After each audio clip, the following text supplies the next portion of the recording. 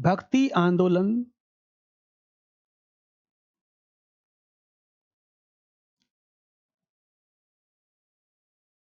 एवं उत्तर प्रदेश।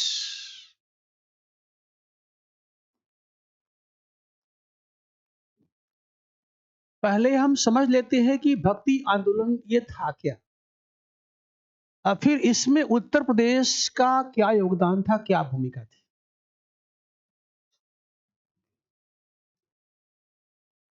14 सेंचुरी से लेकर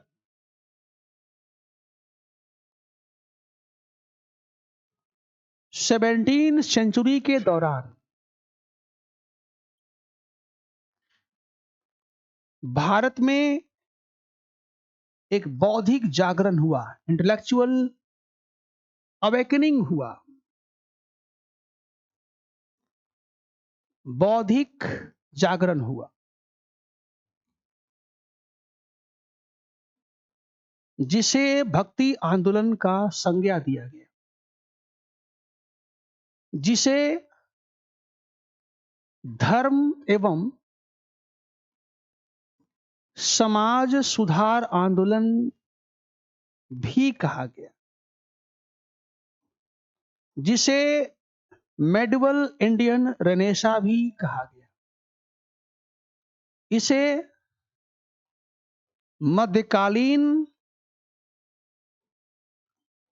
भारतीय पुनर्जागरण भी कहा गया, पुनर्जागरण भी कहा गया। जहां भी नहीं समझ में आएगा जरूर पूछिएगा। पुनर्जागरण भी कहा गया, ठीक है। इस दौर में जो भक्ति आंदोलन हुआ था उसका बीज तो पड़ा था यहां पर तमिल क्षेत्र में, जहां पर 700 से लेकर के और 900 के बीच में दो संत थे। एक कहलाते थे आलवार और एक कहलाते थे नयनार। नयनार शैव संत थे, अलवार वैष्णव संत थे। इन दोनों के द्वारा भक्ति आंदोलन सबसे पहले तमिल क्षेत्र में शुरू हुआ। एक यहां पर भागवत पुराण है, तो भागवत पुराण में कहा भी गया है कि भक्ति आंदोलन सबसे पहले पैदा हुआ तमिल क्षेत्र में। वहां से वो पला बढ़ा कहां पर, कर्नाटक में, ठीक है।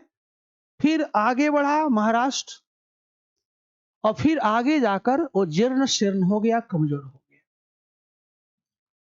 तो जो ये 14 टू 17 सेंचुरी का भक्ति आंदोलन है, यह वास्तव में मध्यकालीन समाज की जड़ता है ना, असमानता, रूढ़िवादिता के प्रति एक खुला बौद्धिक विद्रोह था, जिसका मकसद था कि हिंदू धर्म में व्याप्त पाखंडों को, कुरीतियों को दूर करते हुए, निराकरण करते हुए हिंदू समाज को एक नवीन संस्कार प्रदान करना, एक नवीन संजीवनी शक्ति प्रदान करना, जिसमें समतावाद हो, जिसमें उदारवाद हो, जिसमें बुद्धिवाद हो, जिसमें सेकुलरिज्म हो और जिसमें लोकतांत्रिक भावना हो।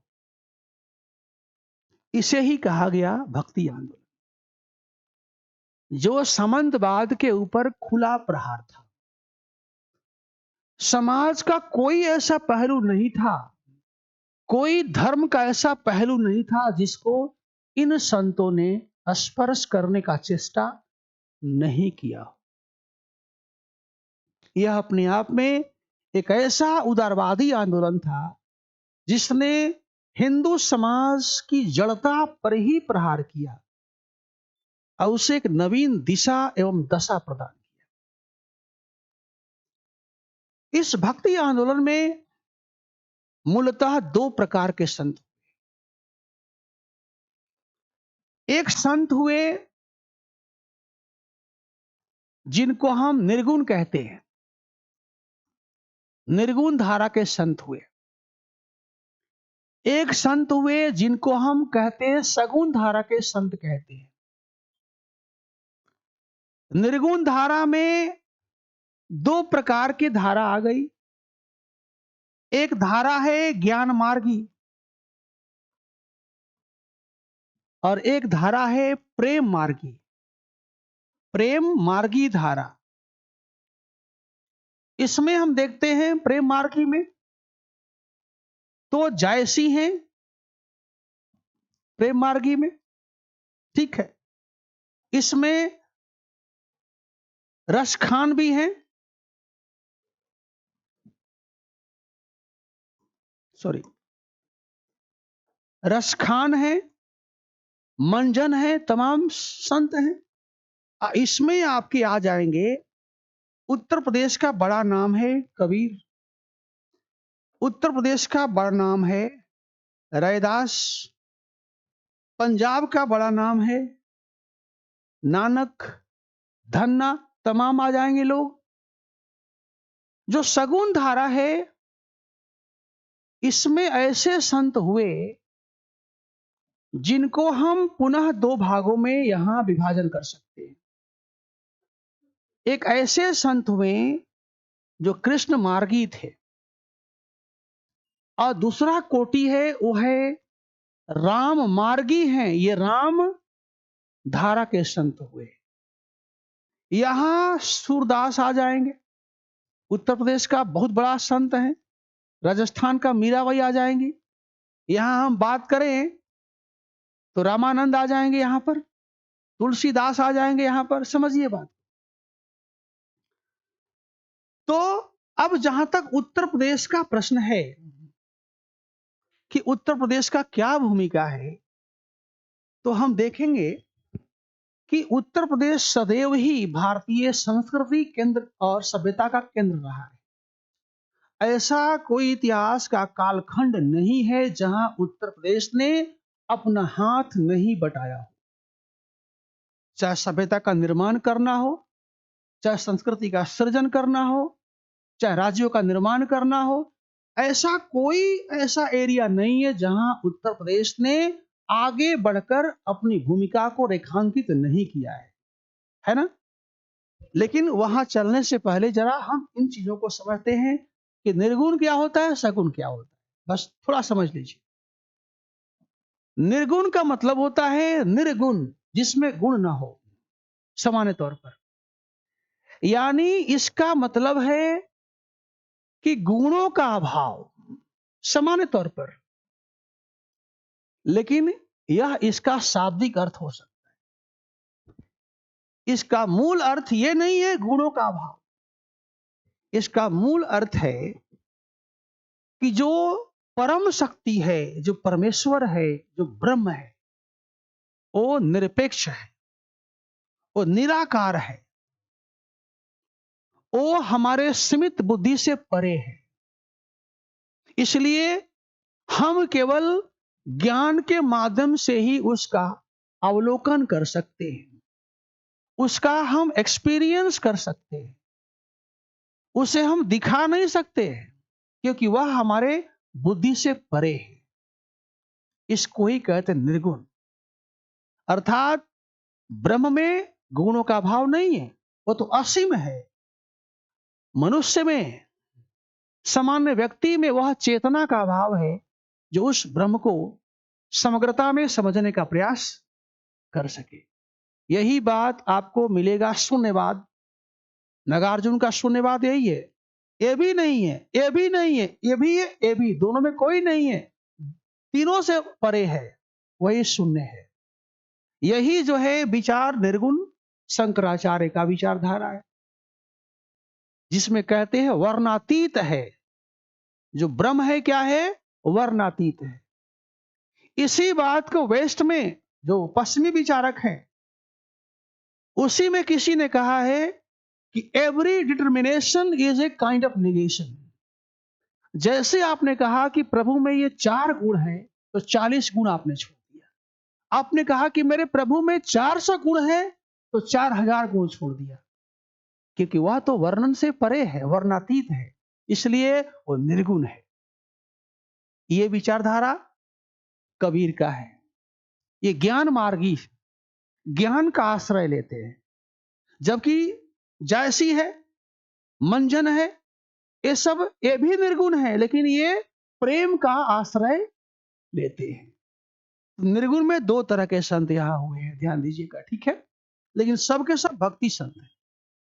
ये सब मानते हैं ज्ञान ठीक है, लेकिन ज्ञान के साथ भक्ति भाव भी होना जरूरी है। अब जहां तक सगुण की बात है, तो सगुण धारा का कहना है कि ये संत अपने इष्ट देव को ही अपना आराध्य मानते हैं और उनके भक्ति करने की वकालत करते हैं, उनके भक्ति करने की बात करते हैं। इस धारा में यह कहा गया कि भगवान निरपेक्ष नहीं, सापेक्ष हैं, निर्व्यक्तिक नहीं है, उनका व्यक्तित्व है। कान में कुंडल है, सिर पर मुकुट है, शेष नाग पर सोए हुए हैं, ठीक है, और हाथ में चक्र है। तो इनका कहना है कि भगवान जो है वो निर्व्यक्तिक नहीं है, सव्यक्तिक है। क्योंकि जब जब ऐसा आवश्यकता होती है, भक्तजन पुकारते हैं, तो यदा यदा ही धर्मस्य ग्लानि भवति भारत अभ्युत्थानम् अधर्मस्य तदात्मानं सृजामि। ये भाव इनका है कि भक्त के पुकार को सुन करके भगवान भक्त वत्सल हैं, वो भक्तों को उद्धार करने के लिए स्वयं प्रस्तुत हो जाते हैं। इसको ही पुष्टि मार्ग कहा गया। बल्लभाचार्य का पुष्टि मार्ग यही है कि नहीं, कि आप केवल पूजा करिए, उपासना करिए, भगवान पर छोड़ दीजिए कि जब उनको लगेगा कि आपको सहायता करना है तो स्वयं सहायता करेंगे। इसको ही पुष्टि मार्ग कहते हैं, ठीक है। तो ये आपका सगुण धारा है। अब सगुण धारा में कुछ ऐसे लोग हो गए जो कृष्ण को ही मान लिए, ब्रह्म भगवान मान लिए, और दूसरा धारा राम हो गए जो राम को मान लिए। लेकिन निर्गुण सगुण बस एक शब्दावली है, संबोधित करने का एक माध्यम है, दोनों में कोई अंतर नहीं है। जो ज्ञान के स्तर पर निर्गुण है वो भक्ति के स्तर पर सगुण है, और जो भक्ति के स्तर पर सगुण है वो ज्ञान के स्तर पर निर्गुण है। स्वयं तुलसीदास ने माता सीता को प्रकृति माना है और भगवान राम को ब्रह्म माना है, ठीक है। तो ये अनुभूति का प्रश्न है, बस विवेचना है। भगवान कृष्ण ने ही बात बोला जब मथुरा दरबार में उन्होंने प्रस्ताव रखा। प्रस्ताव था कि जरासंध लगातार आक्रमण कर रहा था, तो उस समय राजा से लेकर पूरा मथुरावासी चिंतित थे कैसे उससे बचा जाए। तो सबने कहा कि नहीं, हम उसका प्रतिरोध करेंगे। श्री कृष्ण कहते हैं कि मेरा भी एक सुझाव है, यदि आप कहिए तो हम सुझाव रखते हैं। तो लोगों ने कहा कि नहीं वासुदेव, आपका सुझाव तो हमेशा स्वीकार करने के योग्य होता है, आप बताइए क्या सुझाव है। उन्होंने कहा कि मेरा सुझाव ये है कि मैं और बलराम दोनों ने कंस को मारा, और उसका जो है परिणाम मथुरा वासी को भोगना पड़ रहा है। बार बार जरासंध आक्रमण पर आक्रमण करते जा रहा है, रिश्तेदार है उसका। हम चाहते हैं कि मथुरा को ही परित्याग कर दिया जाए, और मेरे पास एक योजना है नवीन राजधानी का, द्वारका में। तो कई लोगों ने कहा कि वासुदेव, इतिहास यही कहेगा कि मथुरा वासियों ने जरासंध से डर करके मथुरा को परित्याग कर दिया और आपका रणछोड़ नाम पड़ जाएगा। भगवान कृष्ण ने कहा कि नाम केवल एक बस संबोधन करने का माध्यम होता है। मुझे मानव समाज की उन्नति के लिए, उससे सुरक्षा के लिए इस नाम को भी यदि स्वीकार करना पड़ा तो मैं स्वेच्छा से स्वीकार करूंगा कि मुझे इतिहास में लोग ये भी कहें, क्योंकि मैंने मानव के हित में किया है। और नाम तो केवल एक बस माध्यम होता है पुकारने का। ये शक्ति है, ये है, ये वो है। मुझे प्यार से जिस नाम से कोई पुकारेगा, मैं उसी नाम से उसके सामने प्रस्तुत हो जाऊंगा। ये है कृष्ण, ठीक है ना। तो उनसे बहुत कुछ सीखा जा सकता है, ठीक है। अब देखिए, यदि उत्तर प्रदेश की बात करें हम, तो यहां के संत शिरोमणि जो है हमारे हैं, एक रविदास हैं, एक कबीर है, एक जुलाहा है, तो एक चर्मकार है। लेकिन दोनों अपने कर्मों से अपनी महानता का जो है स्क्रिप्ट लिखा। कबीर जो है अरबी शब्द है जिसका अर्थ होता है महान, और ये महानता हिंदू मुसलमान दोनों में दिखाई पड़ता है। ये ऐसे जो है संत हैं जो हिंदू मुसलमान दोनों में लोकप्रिय हैं, और कुरान पर और वेद पर दोनों में एक साथ कुठाराघात करते हैं। कहते हैं राम रहीम एक है, कृष्ण करीम एक है, काशी मक्का एक है, बस कहने का तरीका होना चाहिए। तो कबीर दास के बारे में हम अभी चर्चा करेंगे, लिखवाएंगे। यह अपने आप में कबीर दास एक संस्था है। क्या नहीं दिए, गृहस्थ आश्रम में रहते हुए विवाह करने के बाद भी एक संत की भांति रहे, और संदेश दिए कि साधु कहलाने के लिए घर छोड़ना, आईआईटी बाबा नहीं बनना है ना। घर में रहते हम संत बन सकते हैं। लगातार जुलाहा का काम करते हुए अपने पारिवारिक कर्म को नहीं छोड़ा। यह संदेश दिया कि श्रम की महत्ता यही है। एक संदेश दिया कि कोई अपने कर्मों से महान होता है, जन्म से महान नहीं होता है। मेरी महानता देखना है तो मन चंगा तो कठौती में गंगा। इनको कबीर ने संतों का संत बोला, संतों का संत बोला इनको। ये ऐसे संत हैं उत्तर प्रदेश के जिनकी वाणी को गुरु ग्रंथ साहिब में जगह दिया गया, आदि ग्रंथ में संकलित किया गया। इनका कोई ग्रंथ नहीं है। इनकी भाषा में ब्रज भी है, अवधी भी है, फारसी भी है, उर्दू भी है, सब चीज मिलेगा, ठीक है। कबीर साहब की बात किया जाए तो कबीर साहब मध्यकाल के साम्यवादी भी हैं, मध्यकाल के अंबेडकर हैं, जो सुधार की बात नहीं करते हैं, पूरे सिस्टम को डेमोलिश करने की बात करते हैं।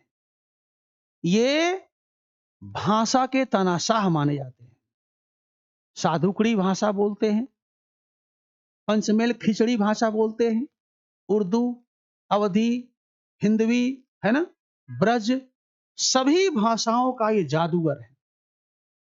और ऐसा कोई क्षेत्र नहीं है जिसको इन्होंने नहीं छोड़ा, चाहे धर्म हो, चाहे तीर्थ यात्रा हो, चाहे व्रत हो, चाहे समाज हो, चाहे बाल विवाह हो, चाहे सती प्रथा हो, चाहे हिंदू मुस्लिम विवाद हो, चाहे ब्राह्मण हो, चाहे कोई पोथी हो, किसी को भी इन्होंने छोड़ा नहीं। तो ये क्रांतिकारी संत माने जाते हैं कबीर, ठीक है। इसके बाद ये हैं सूरदास। जो सूरदास हैं, लगभग इनका जन्म माना जाता है कि 16-17 सेंचुरी के दौरान हुए। ये जहांगीर के समकालीन संत हैं। आगरा के पास इनका जन्म हुआ था। जो इन्होंने भगवान कृष्ण का सजीव वर्णन किया है, इतना स्वाभाविक वर्णन है कि लोगों ने कह दिया कि वह जन्मांत हो ही नहीं सकते। समझ गए। ब्रज भाषा को बनाया, अपना लेखनी बनाया। बल्लभाचार्य अपना गुरु थे, गुरु से शिक्षा लिया और कृष्ण लीला को ही अपने रचना का आधार बना लिया। और इसके बाद वह स्थान इनको मिला जो राम भक्तों में तुलसीदास को मिलता है।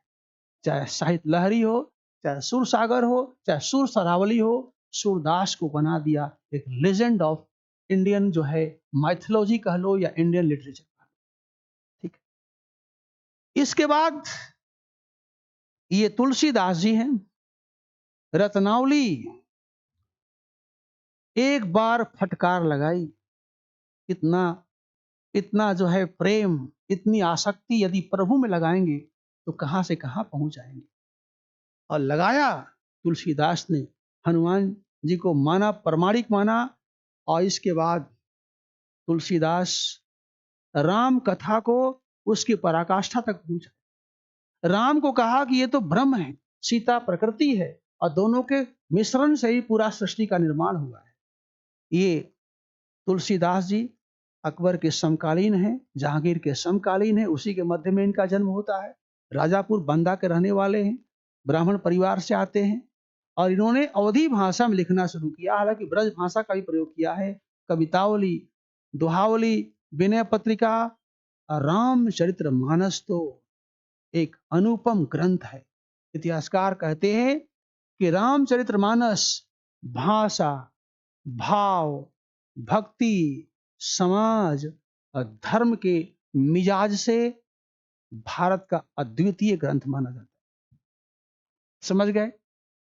एक नाम है रामानंद का, जो सबसे पहले उनके द्वारा ही उस जल को दक्षिण से लाया गया, जिस जल के माध्यम से उत्तरी भारत में एक सनातन में सुधार लाने के लिए एक आंदोलन शुरू हुआ, जिसको भक्ति आंदोलन कहते हैं।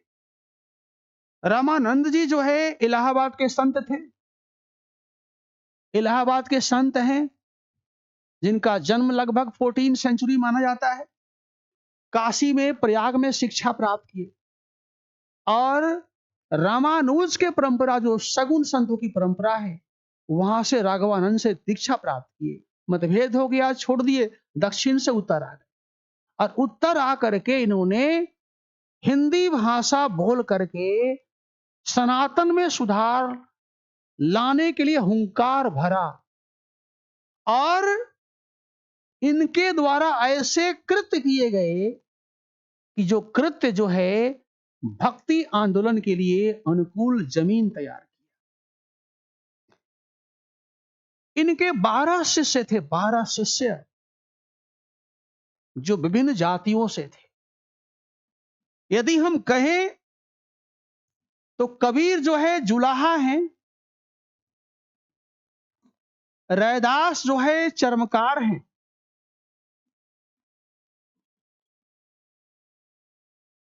जो है सघन जो है एक कसाई है, धन्ना जो है जाट है, सेना जो है नाई है, पीपा जो है राजपूत है। ये इनके प्रमुख शिष्य है। उस मध्यकालीन लिंग विषमता से युक्त समाज में पद्मावती को और सुरसीर जैसे महिलाओं को शिष्य बनाया, जबकि सती प्रथा चल रहा था, बाल हत्याएं हो रही थी। उस समय पद्मावती को और सुरसीर जैसे महिलाओं को अपना शिष्य बना करके उस पुरुष प्रधान समाज के ऊपर कुठाराघात किया। और इन सभी वर्गों को, जिनका शोषण हो रहा था, जिनका दमन हो रहा था, तिरस्कार हो रहा था, समाज नस्लवादी था, बेगार लिया जा रहा था, उस वक्त इन्होंने इन लोगों को अपना शिष्य बना करके एक संदेश दिया कि कोई व्यक्ति जन्म से महान नहीं होता है, वो महान भक्ति से महान होता है, कर्मों से महान होता है। उस समय के वर्गों में एक नवीन चेतना था, आत्मविश्वास था, क्यों मैं भी जो है मोक्ष प्राप्त कर सकता हूं। समझ गए?